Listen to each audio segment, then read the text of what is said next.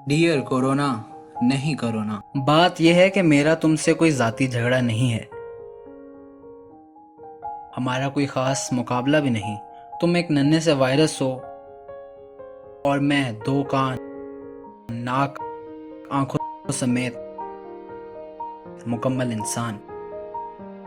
हमारे खेतों की सरहद भी नहीं मिलती। रकाबत का तो कोई चक्कर ही नहीं। तुम काहे मेरे पीछे पड़ गए हो?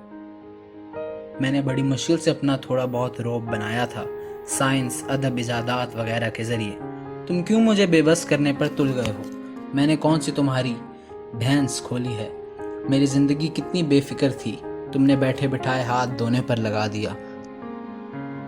जितना धोऊं तसल्ली नहीं होती। दरवाज़ों को कोहनियों से खोलते खोलते मेरे बाजू दुखने लगे हैं, और जहाँ कोहनियों कंधों से काम ना चले, हैंडल को आस्तीन से ऐसे एहतियात से पकड़ना पड़ता है जैसे हैंडल ना हो कोई गर्म पतीला हो। मुझे एक मामूली कागज़ को छूते हुए भी डर लगता है।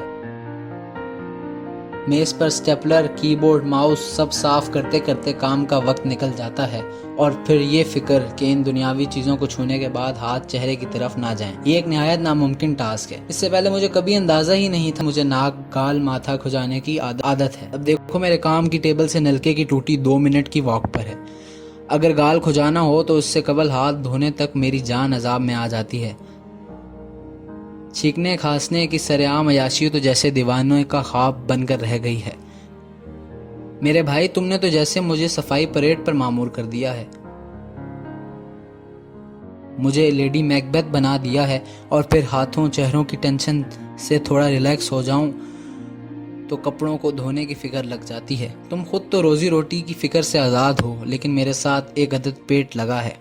रोटी के लिए पैसे चाहिए, पैसों के लिए काम करना पड़ता है। अब मैं जिन बूथ भी नहीं कि आंख के इशारे से ईमेल्स भेजा करूं,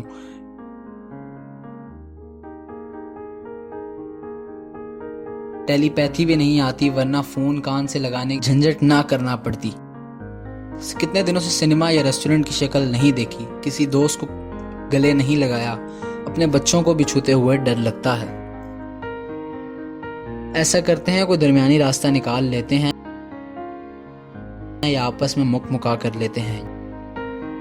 यकीन मानो, इन सारे मसाइल से ऊपर एक और मसला भी है जिसने मेरी ज़िंदगी को उजाड़ कर रख दिया है। बात यह है कि मैंने कितने ही दिनों से कोई मुशायरा नहीं पढ़ा।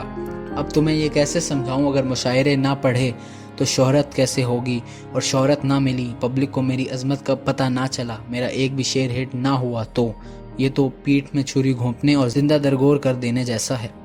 मेरे रंग बिरंगे सूट जो मैंने स्टेज की मुमकिना कलर स्कीम से मैच करके तैयार करवाए थे, बड़े मुंह चिढ़ाया करते हैं। क्या तुम में जरा सी भी इंसानियत की रमक बाकी नहीं?